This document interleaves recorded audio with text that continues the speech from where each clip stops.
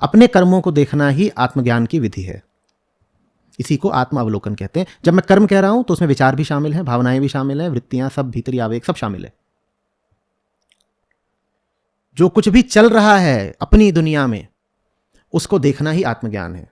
और आपका आत्मज्ञान ठोस है कि नहीं, इसकी पहचान यह है कि यदि होगा आत्मज्ञान तो कर्म पलटकर बन जाएगा निष्काम कर्म।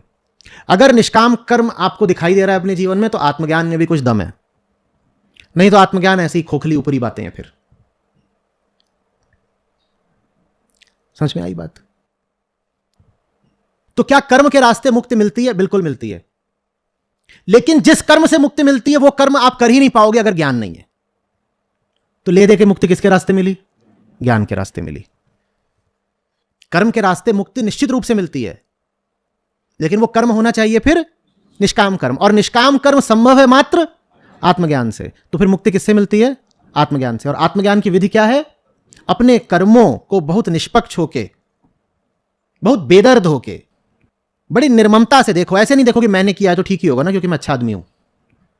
सब अपनी अपनी नजर में लगभग अच्छे ही आदमी होते हैं, 100% नहीं तो 80-90%। देखिए थोड़ी बहुत खोट है, थोड़ी बहुत खोट है, खोट सब में थोड़ी बहुत ही है, और दुनिया पूरी तबाह हो गई। अगर आप सब में थोड़ी बहुत ही खोट होती तो दुनिया भी थोड़ी बहुत तबाह होनी चाहिए थी ना। थोड़ी बहुत खोट से दुनिया पूरी पूरी कैसे तबाह हो गई? नहीं। तो ऐसे नहीं देखना है अपने आप को कि मतलब हम हैं तो अच्छे ही होंगे। खेल वहां से शुरू होता है जहां आप कहते हैं हम अच्छे नहीं हैं।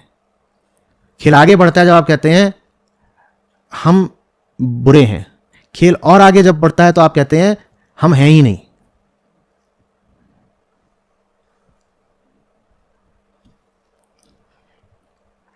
समझ में आ रही है बात कुछ?